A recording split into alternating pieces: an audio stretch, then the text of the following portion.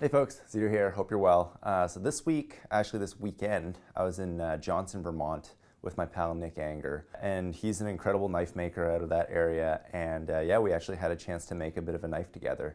I built a couple skateboard bricks for him, and then he was able to take those and transform them into like beautiful knife handles into his incredible Damascus steel. This one's a bit different. It's just kind of our discussion that we had for several minutes, and it's interesting. He talks a bit about his process, just life in general, and how he kind of got into knife making and stuff, which is the crux of things that I really love to hear myself. So, I'm just kind of putting it out there. It's kind of podcast-esque. And it's just, Nick's an incredible dude who I've loved for years. If you don't follow him on Instagram at Anger Knives, he's incredible. There's also a couple of these cutting videos that he's made that have kind of gone viral and stuff like that. And he's just got such a great philosophy about things, and I couldn't say enough good things about the dude. So I hope you enjoy. It does end a bit abruptly, and I'll come back on when it ends there and stuff like that. But that's kind of it. And a little more cabin building. Actually planning to do interiors now, the 14th and 15th of February and stuff. So keep an eye out for that. And hope you enjoy this. Take it easy.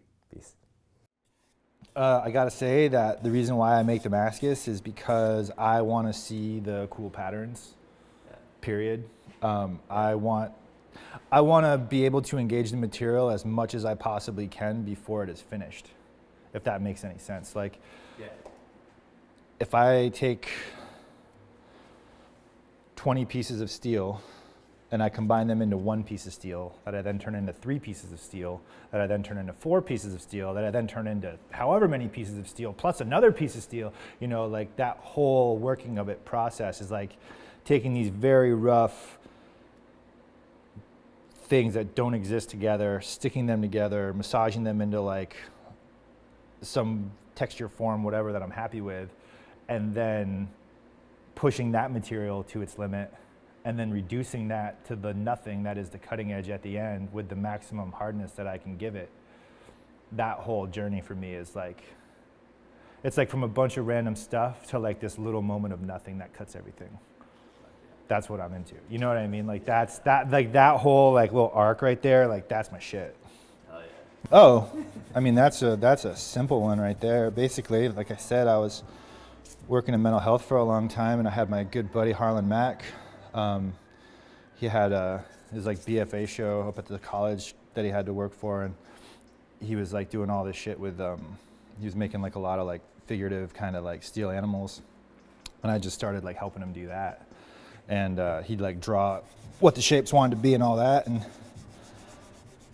I was like bending shit cold, and I was like, oh my god, I'm like bending it cold. And then like once I like realized you could put like a torch on it and like bend it, I was like, oh shit, you can bend it with a torch on it. And then in October 2007, there was a woman at the Vermont Studio Center named Karina Mensoff, and she brought a forge with her, and she let me and Harlan like use it. And like from that 1 second, I was just like, oh, that's it, like that's the stuff. I just swung a hammer, I hit something, I affected it. I also feel better. I'm gonna do it again. Oh God, I did it again, and it just like started like fixing me, man, like really started fixing me, like somebody was kind of like. Well, the guy I bought this place from, actually, he was like, back when I first met you, you were just kind of there, and I was like, what a fucked up way to talk to somebody, But at the same time, like, you think about it, you're like, yeah, I was kind of just there. Yeah. I'd like go to the bar and I'd like say fucking words and think I have thoughts and ideas and shit, but I wasn't doing anything. Like, I was just like a poorly paid emotional punching bag for years. Yeah, now you gotta go work in mental health for a while and find yourself. You gotta subject yourself to something you hate so that you can really get an idea of what you're looking for. That's kind of it, eh? That's everything, bro. As far as I'm concerned, like anyone who's like, I fucking hate my job, I'm like, good. You should hate your fucking job. And you should be working really hard to like figure out what you'd rather be doing instead. Figuring that shit out that's everything. I'm trying to find patterns that I haven't seen before, that I find to be visually pleasing, that I then kind of resolve into a highly functional piece of something that somebody can use in their kitchen to make smiles and cuts and little things. And mostly I'm just kind of curious about the relationship between the handle material and the blade, which is why working with your wood has been so, you know, I guess inspiring just in this like little bit that I've been doing it, because like putting that work into making, you know, like a herringbone block or whatever, like there's all these other moments that don't exist naturally in wood that are happening that I'm like kind of way into right now. And I like realize like you polish that shit to 1,000 and hit it with the love. Like there's like other shit happening. Like there's like little like you can see where the dye like went in a little bit more or a little bit less. Right. Yeah. You know, shit's already had its own history, its own life. I love that. I've been thinking a lot more about, you know, like magical shit and like, you know, taking something that's from something and sticking it into something and having it be like the echo of that previous thing inside this new thing that then has my magic smeared all over it. Yeah, dude. You know, because I smear the magic on it. I don't. Oh, for sure, dude. I don't just like show it the magic. I like lather it up and I. Yeah. That McMaster car catalog was in the scrap bin at Vermont Studio Center for about a year, and I had seen it. It was all covered in wood glue on one side, and I was just like, "Fuck cutting a phone book, dude. Those are thin. I'm rural, you know. Like our phone book's like 1/4 inch thick. Like, you know, it ain't some big thickie from the city, you know." And so, I was like, "What's got like 4,000 pages?" Yeah. Oh, the McMaster car catalog. It's got like 4,000 pages. So you're just like fucking going in. Yeah, man, and I just wanted to see if my shit would break. Yeah. I don't give a fuck. Like, you gotta test your stuff. Yeah. Like, I'm pretty damn confident in everything that, like, I know where everything is. I don't need to, like, chop through a log with every knife that I make to be like, this could take a log. Right. You know, like, I have very repeatable processes Yeah. that I employ. And so You just fucking did it? but, you know, really, I don't mind making little cutty videos, and, like, they're fun, but, like, I don't know.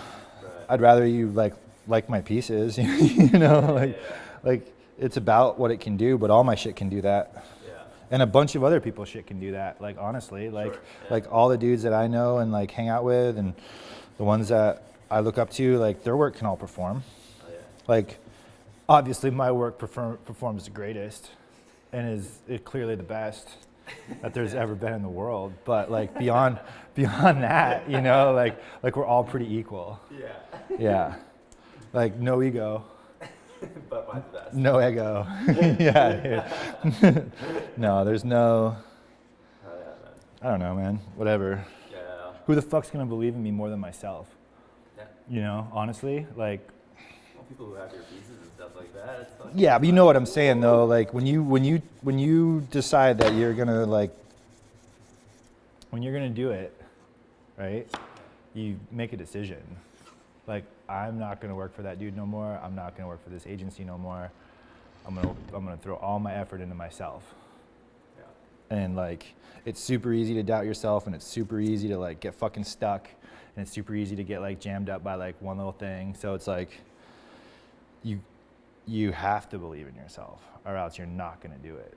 Yeah. Does that make sense? Yeah. Because like Oh, for sure. this is all knife money, man. Like this is all like Yeah. this is all like I count stuff, and historically like for like the last like 7 years, like I count stuff in how many knives I have to make to get it. Yeah. And it's not only just make, but it's like make and then sell and then like be confident enough, you know, like it's all the things like. Hey folks, that was it. Hope you enjoyed that. Again, sorry it ended so abruptly there, but I just felt like that was the right order of sequences, and yeah, it's just kind of how we left things off and stuff.